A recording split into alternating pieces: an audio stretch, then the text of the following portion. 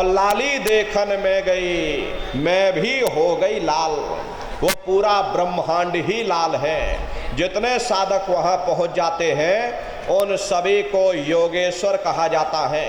जैसे व्यास जी हुए, वशिष्ठ जी हुए, वाल्मीकि जी हुए, इन सब की पहुँच वहीं तक थी। इसीलिए कहा गया कि वाल्मीकि भय ब्रह्म समाना।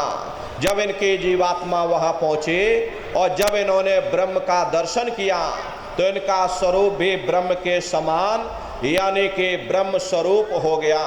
तो जितने साधक वहाँ पहुँच जाते हैं उन सभी को योगेश्वर कहा जाता। योगेश्वर भगवान श्री कृष्ण उसी देश में वास करते हैं। ये जो ब्रह्म देश है वो श्री कृष्ण भगवान का ही देश है और श्री कृष्ण भगवान वहीं पर रहते हैं। ये बाहर की जन्माष्टमी नहीं है जो आप लोग मनाते हो, ये तो नकल किया। हरे महात्माओं ने कहा था भाई सही मायने में तुम जन्माष्टमी कब मनाओगे?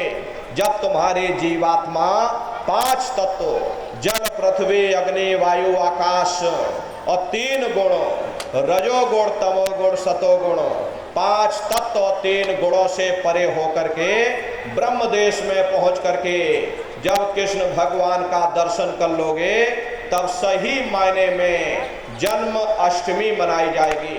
वहाँ कृष्ण भगवान का दर्शन करने के बाद फिर तुम्हारी जीवात्मा तीसरे मंडल के शब्द को पकड़ करके तीसरे मंडल की चढ़ाई करेगी। आगे पहुंची सुन झंकार ररंकार धुन सुनी पुकार। आगे श्वेत शून्य है भाई और मान सरोवर पैठ नहाई। उसी के ऊपर तीसरा देश आता है जिसे महात्माओं ने शून्य देश कहा। उसी को रारंग देश कहा जाता, उसी को अक्षर और नेति कहा जाता। वहाँ के जो मालिक हैं वो रारंग पुरुष यानी कि पार ब्रह्म पुरुष हैं। वहाँ किंगरी और सारंगी 2 धुनें उस लोक में गूंजती रहती हैं। पार ब्रह्म पुरुष का जो स्वरूप है वो पूर्णमासी के चंद्रमा के समान बड़ा ही मनमोहक स्वरूप है। इसी स्थान पर प्रेमी भाई बहनों एक बहुत बड़ा अमृत का सरोवर बना जिसे महात्माओं ने मान सरोवर कहा। जब तुम्हारी ये जीवात्मा उस मान सरोवर में स्नान कर लेगी तो जन्म जन्मांतरों के मैले पाप कर्म साफ हो जाएंगे। अरे यहाँ के पानी से तुम्हारे कर्मों की सफाई नहीं होने वाली। ये बाहर का पानी तुम्हारे शरीर के मैल को धो सकता, लेकिन जो पापों का मैल है, जो अंतःकरण में गंदगी जमा, वो जब साफ होगी जब आप तीसरे मंडल पर पहुंच करके उस गंगा में डुबकी लगाओगे। उसमें स्नान करने के बाद ये जीवात्मा हंस रूप हो जाती है। हंसन मिले हंसा हो जाए, मिले जो अमी आहारा है। जीवात्मा का खुद का प्रकाश उस अमृत के सरोवर में स्नान करने के बाद 16 सूर्य के बराबर हो जाता। तब फिर यही जीवात्मा चौथे मंडल के शब्द को पकड़ करके चौथे मंडल की चढ़ाई करती है। 2 पर्वत के संग निहारो और भंवर गुफाते संत पुकारो। 2 पर्वतों को पार करने के बाद वो बड़ा सुंदर देश आता जिसे महात्माओं ने भंवर गुफा कहा। वहाँ के जो मालिक हैं वो सोहंग पुरुष हैं। वहाँ बंशी यानी मुरली की मधुर ध्वनियाँ सदा उस लोक में उच्चारण होती रहती और सोहंग पुरुष का जो स्वरूप है वो दोपहर के सूर्य के समान महाप्रकाशवान स्वरूप है। स्वरूप में अंतर है। पहले स्थान पर निरंजन भगवान का जो स्वरूप था वो ज्योतिष स्वरूप था। दूसरे स्थान पर ब्रह्म का जो स्वरूप है वो सुबह के लाल सूर्य के समान है। तीसरे स्थान पर पार ब्रह्म का जो स्वरूप है वो पूर्णमासी के चंद्रमा के समान है। चौथे स्थान पर सोहंग पुरुष का जो स्वरूप है वो दोपहर के सूर्य के समान महाप्रकाशवान स्वरूप है। वहाँ के धनी का दर्शन करने के बाद ताके परे धाम सतनामा और बीन बजे सतलोक ठिकाना। सोहंग देश के ऊपर वो पांचवा देश आता है, जिसे महात्माओं ने सचखंड देश कहा। वो सचखंड देश अजर अमर अविनाशी सदा एक रस रहने वाला देश है। वहाँ न काल है, न कर्म है, न दुख है, न संताप है, न पुण्य है, न पाप है। जो जीवात्माएं वहाँ पहुँच जाती हमेशा के लिए जन्म मरण के बंधनों से आज़ाद हो जाती। वहाँ के जो मालिक हैं वो सत्पुरुष भगवान हैं, जिनके रोम रोम में खरबों खरब सूरज चांद सितारे प्रकाशवान।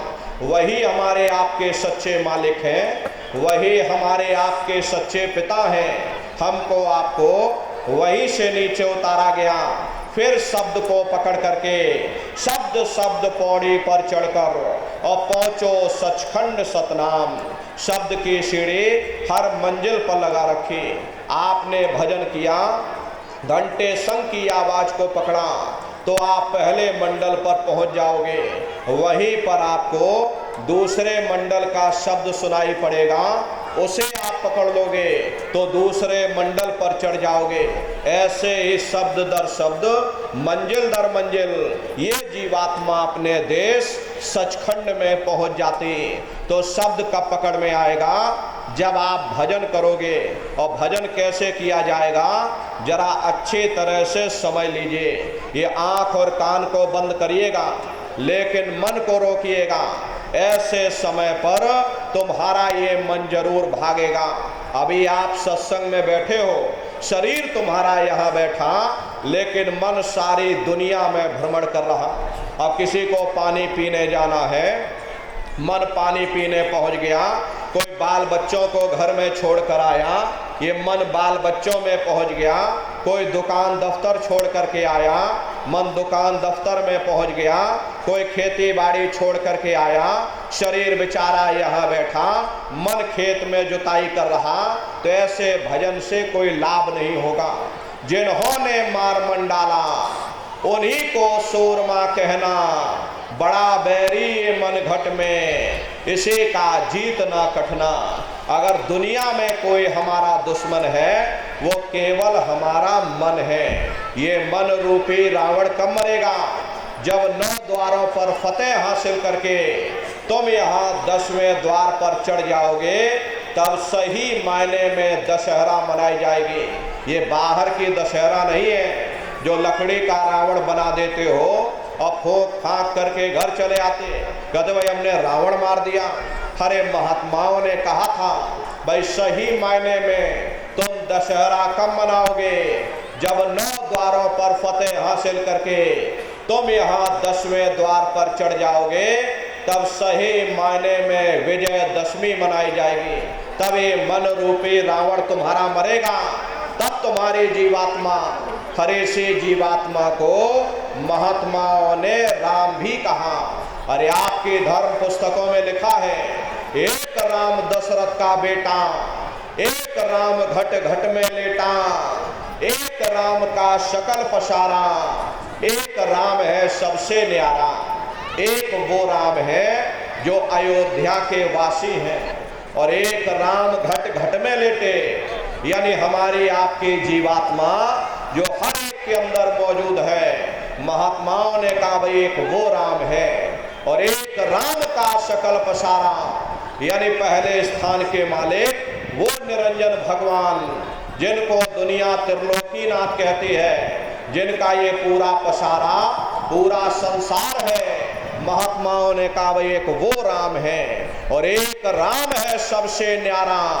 5वें स्थान के मालिक वो सत्पुरुष भगवान जो हमारे आपके सच्चे पिता हैं। महात्माओं